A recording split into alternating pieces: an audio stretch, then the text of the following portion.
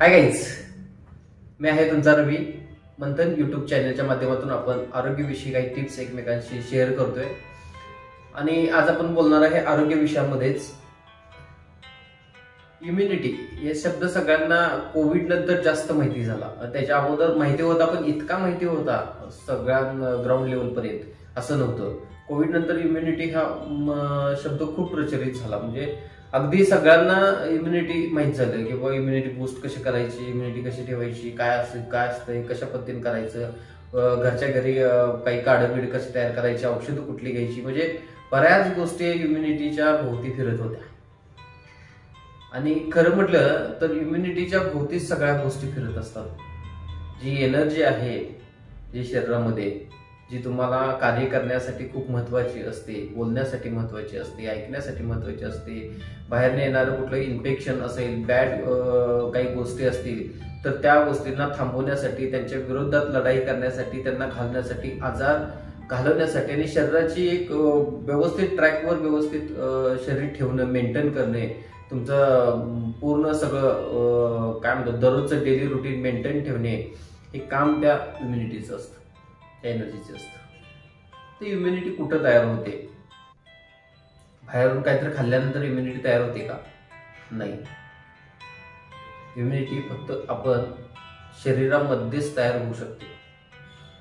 त्या इम्युनिटीला बूस्ट करू शकतो, आपण थोडंसं प्रोत्साहन देऊ शकतो, पुश करू शकतो अजून कार्य चांगलं करण्यासाठी, पण तयार करू शकत नाही.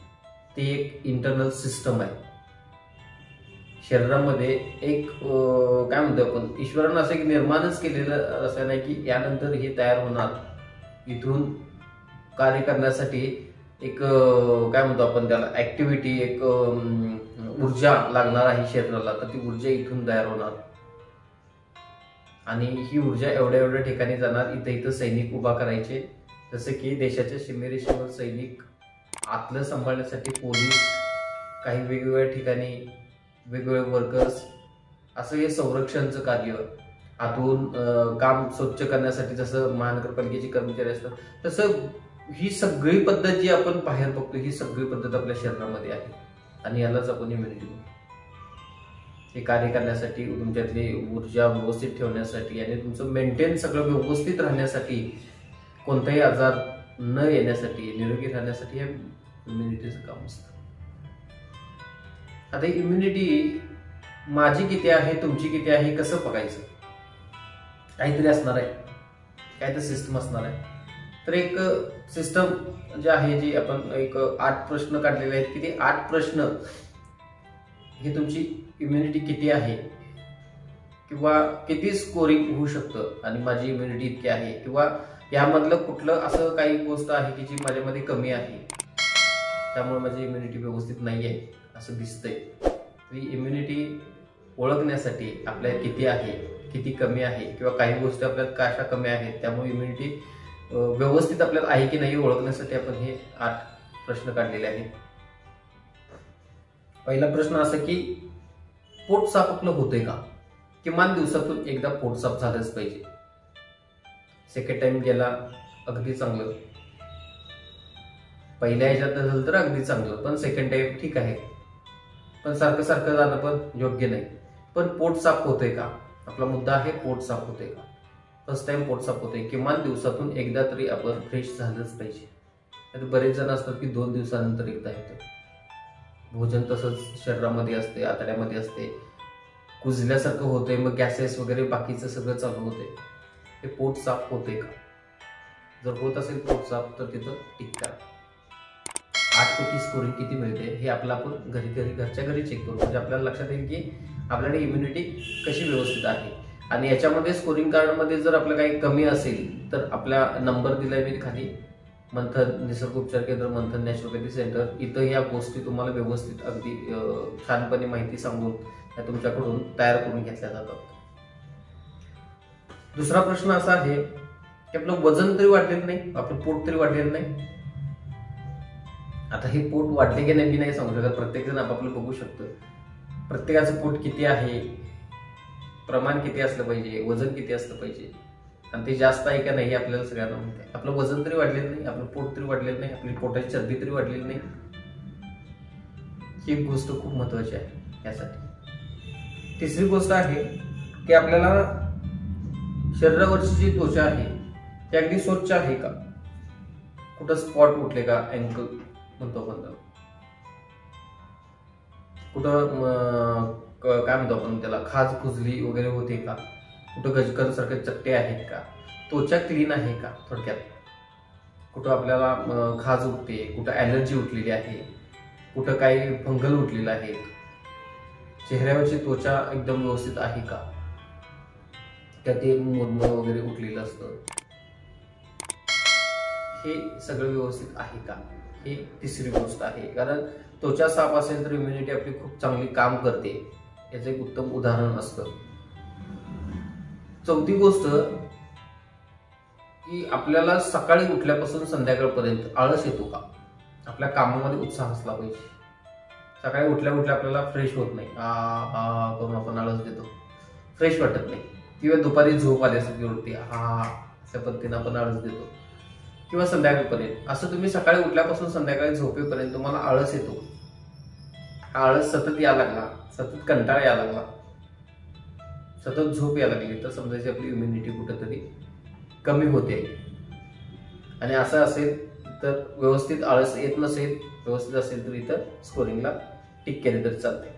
त्यानंतर आपली संध्याकाळी झोप व्यवस्थित लागते का, म्हणजे दिवसभर काम केल्यानंतर संध्याकाळी झोप व्यवस्थित लागते का, हे सगळ्यात खूप महत्त्वाचा प्रश्न आहे. आणि आता अलीकडे लोकांना झोपा उडलेल्या आहेत कोविड नंतर, काही पैशांमुळे उडलेले आहेत, काही झोपच लागत नाही. काही माणसं असं आहेत की औषधं खाऊन, झोपेची औषधं खाऊन सुद्धा त्यांना झोप लागत नाही.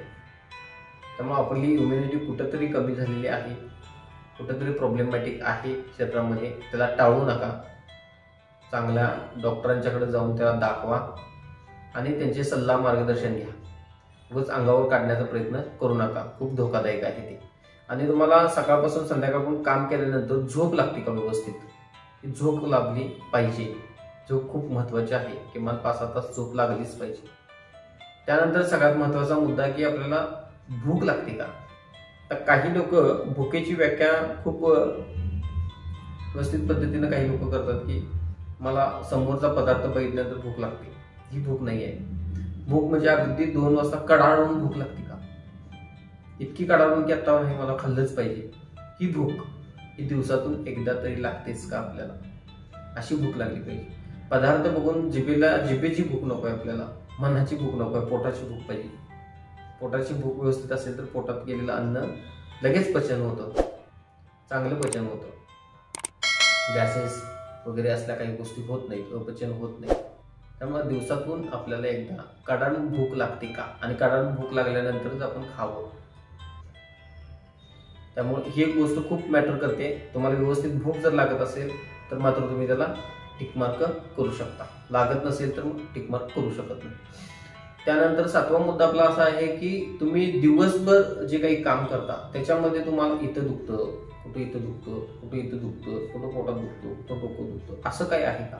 म्हणजे कुठलंही अंग दुखता कामा नये, एकदम फ्रेश राहिलं पाहिजे दिवसभर. असं असेल तर त्याला टिक करा. नाहीतर बरेच जणांचं कसं असतं, डोकं दुखतं, मग कुठेतरी कान दुखतो, कुठेतरी नाक दुखतं, मग कुठेतरी घसाचं इन्फेक्शन झाल्यासारखं वाटतं, मग चेस्ट पेन होतं, मग पाठीत दुखतं, कुठं ओढल्यासारखं होतं, कुठं मणक्याला दुखतं. म्हणजे इतके आजार असतात भयानक. असं काहीही दुखता कामा नये. म्हणजे शरीराच्या कुठल्याही पार्टनं तुमचं नाव घेतलं नसलं पाहिजे. अरे बघ बाबा इकडे बघ, बघ मला दुखायला लागली, बघ इकडे जरा, असं केलं नसलं पाहिजे. एकदम निवांत असलं पाहिजे, साफसुथरेपणा. असं असेल तर त्याला टिक करा. आणि लास्ट सगळ्यात महत्वाचं अगदी मुद्दा, ही जी इम्युनिटी तुम्हाला खरोखर तुमची चांगली असेल, खूप मस्त असेल, तर तुम्हाला कधीही काय म्हणतात त्याला वाईट, म्हणजे काय म्हणतात त्याला आळस किंवा हे ज्या गोष्टी आहेत, जे सकाळपासून संध्याकाळपर्यंत तुम्ही आनंद फील झाला पाहिजे. अगदी झोपेपर्यंत सुद्धा आनंद फील झाला, झोपेत सुद्धा आनंद फील झाला पाहिजे.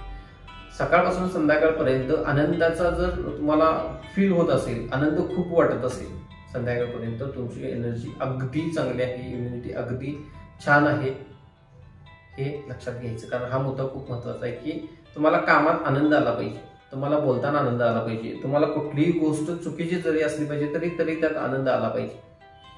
म्हणजे तुम्ही कुठल्याही गोष्टीवर स्माइली तुमच्या चेहऱ्यावर असली पाहिजे आणि ती इथून असली पाहिजे. आणि हा आनंद जर तुमच्या पूर्ण दिवसभराच्या कामामध्ये असलाच पाहिजे. पण असेल तर खूप चांगलं आहे, नसेल तर थोडंसं स्वतःकडे लक्ष द्या. आणि इथं आपली इम्युनिटी कुठेतरी कमी होते का पहा. हे 8 मुद्दे दिलेले आहेत. हे 8 मुद्दे आपल्या घरी चेक करून त्याला टिक करून बघा. 8 पैकी किती गुण आपल्याला मिळतात. 3, 2 जरी मिळत असतील तर या नंबरला फोन करून तुम्ही आपल्याकडून सल्ला घेतला किंवा येऊन इथं डाएट प्लॅन करून घेतला तरी चालेल. अदरवाईज आपल्या इथं आपल्याच घरामध्ये राहून काही सुधारणा जरी केल्या त्यामध्ये तर इम्युनिटी आपली बूस्ट व्हायला वेळ लागत नाही. आपलं इम्युनिटी चांगली असेल तर आपण खूप चांगलं राहतो, कामामध्ये खूप चांगलंपणा येतं आणि यशस्वी होण्यासाठी खूप मदत होते ह्या गोष्टीची. आणि त्याच्यासाठी सुरुवातीला आपल्या कामाधंद्यातून वेळ काढून आपण आपल्याकडे लक्ष दिलं पाहिजे.